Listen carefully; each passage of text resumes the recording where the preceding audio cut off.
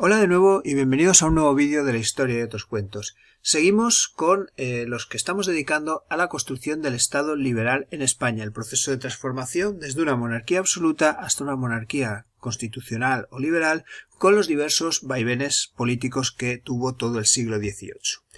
En el vídeo anterior nos habíamos quedado en la regencia de María Cristina, hablando de la época en la que Mendizábal puso en marcha las ideas de los liberales progresistas, tanto en la abolición del antiguo régimen como en medidas de liberalización económica. Ya hablamos de esto en el vídeo anterior.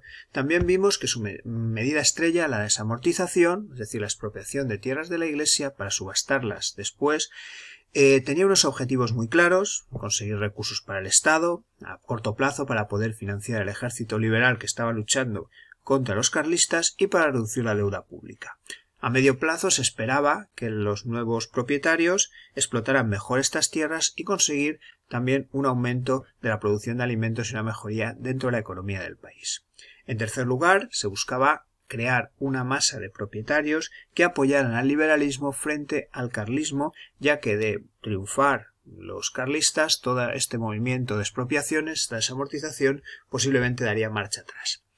Los problemas con los que se había encontrado ya lo vimos: una postura reticente, por supuesto, por parte de la Iglesia, que llevará a una lucha continua contra el liberalismo progresista y también a los movimientos anticlericales que se verán en el progresismo español.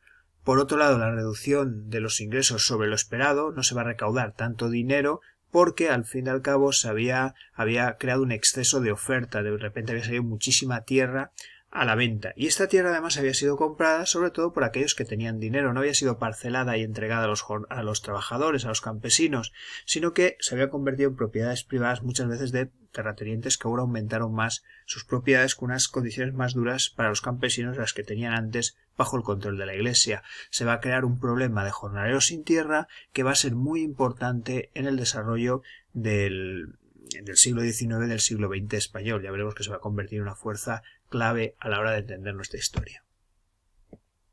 La Constitución de 1837, aprobada por los progresistas, pretende adaptarla en 1812 y además es una constitución bastante breve que después debía desarrollarse con leyes orgánicas. La idea es que pudiera ser aceptada tanto por progresistas como por conservadores.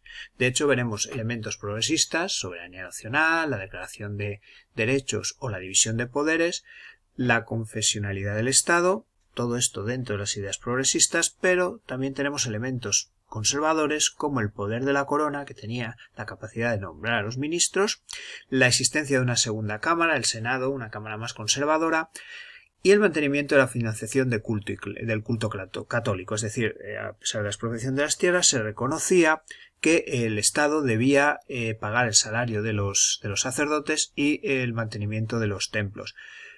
Quizás el elemento clave sería este sufragio censitario, que reduce la posibilidad de votar al 2,4% más rico de la población. Esto provocó, no habría que sorprenderse, la victoria de los moderados en las siguientes elecciones. Los moderados, una vez en el poder, con el apoyo de la regenta, que no olvidemos que siempre va a apoyar en lo posible a los moderados, que son los que están más acordes con su ideología, empezaron una política en la que se irán restringiendo estos elementos progresistas que tenía la Constitución. Todavía se va a restringir más el sufragio, se limita algunos derechos como la libertad de imprenta, pero lo que al final hará saltar el proceso por los aires será la ley de ayuntamientos, por los cuales la corona se reservaba el derecho de nombrar a los alcaldes de las poblaciones más importantes y de las pequeñas lo nombraría el gobernador. Así que esto se salía del marco constitucional que se había elegido en 1837 y provocó un fuerte movimiento insurreccional entre los progresistas. María Cristina, ante una situación bastante compleja, no le queda más remedio que pedir apoyo al quien dominaba el ejército en aquel momento, que será Espartero. Pero Espartero, a cambio de interceder y controlar estas revueltas, exigirá la dimisión de María Cristina, como así se producirá en 1840. De este modo, en cierto modo, lo que salvaba era el trono de su hija.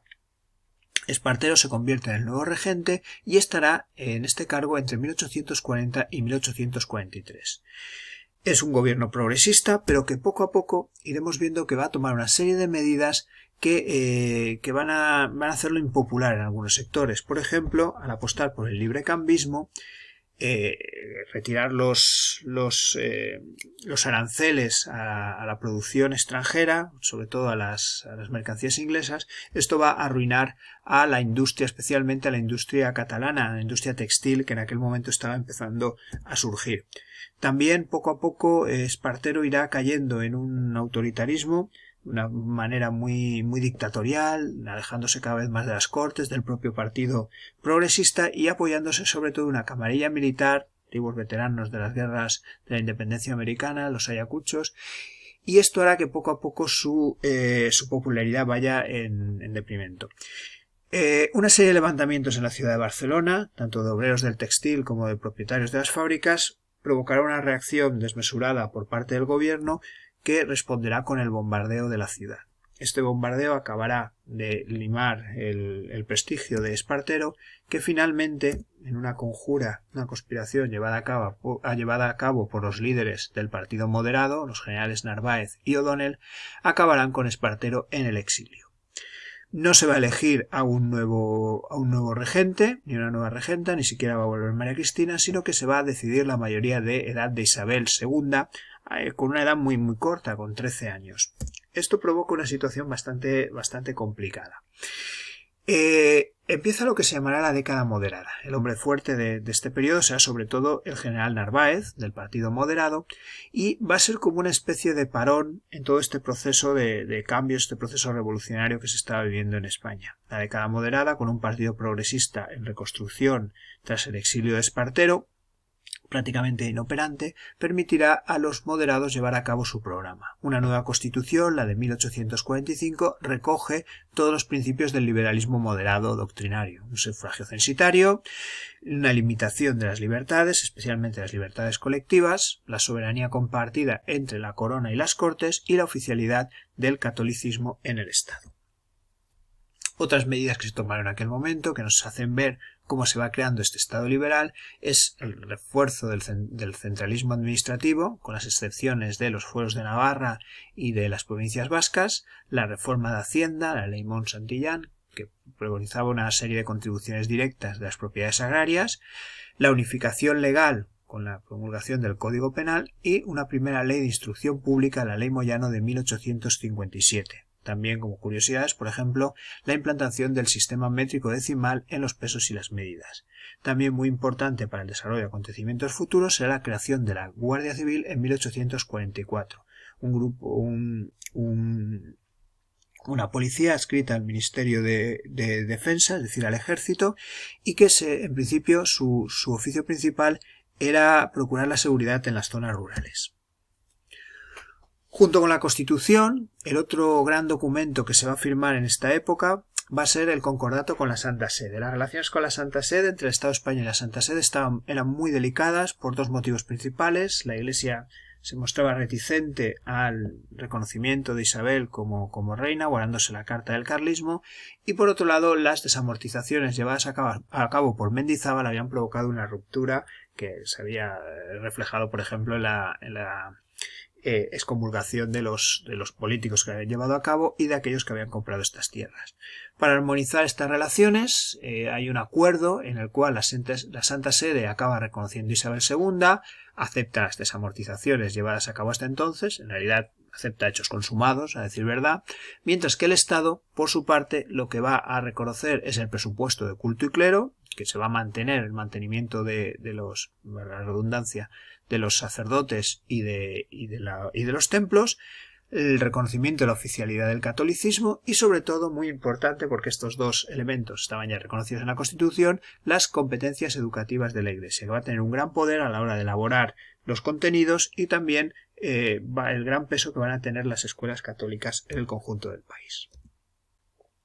Esta década moderada, al igual que pasaba con el gobierno de Espartero, va a acabar provocando mucha arbitrariedad a la hora de tener el poder. La deriva autoritaria de líderes como Narváez y Bravo Murillo, que contaban con el apoyo de la reina, la política de camarillas, donde las decisiones importantes del gobierno se estaban tomando entre bastidores, ¿no?, en reuniones prácticamente secretas, en las que no tenía acceso a la oposición, las Cortes prácticamente no pintaban nada y la situación poco a poco se va complicando. Finalmente habrá un nuevo pronunciamiento, el pronunciamiento de Vicálvaro, la Vicalvarada, en 1854, en la que participan sobre todo los progresistas, también los demócratas y algunos grupos moderados, y que estará liderada por O'Donnell y también por Espartero. Isabel II tiene que retirar su apoyo a los moderados y otorgárselo a un nuevo gobierno progresista, el bienio progresista en 1854-56, presidido por Espartero, donde el hombre fuerte de la guerra será O'Donnell, y las principales reformas que se van a realizar en el campo de la economía son llevadas a cabo por Madoz, el ministro de Economía. Se va a preparar una nueva constitución, la de 1856, pero que no va a llegar a entrar en vigor. Ya veremos por qué. En lo que me gustaría detenerme es en las leyes económicas que va a llevar a cabo Madoz. La idea de Madoz es un objetivo claro, que es la construcción del ferrocarril. ¿Por qué el ferrocarril? Porque se supone que el ferrocarril podría servir para articular el mercado nacional. Después de las medidas que había ya llevado Mendizábal de quitar las aduanas internas, faltarían unas comunicaciones efectivas entre los diversos territorios, y el ferrocarril podía dar este impulso. Al mismo tiempo, la construcción del ferrocarril, como había pasado en Inglaterra, podía atraer muchísimas inversiones y servir como empujón a otras industrias, por ejemplo la producción de carbón o la producción de acero. Para poner en marcha todo esto hacía falta un capital, y estas necesidades de capital las va a intentar subsanar primero también con inversiones extranjeras, pero mediante una nueva desamortización, la desamortización de Madoz, que sobre todo va a afectar a bienes del Estado y a bienes de los ayuntamientos. Los grandes terrenos de la Iglesia ya habían sido desamortizadas en épocas anteriores.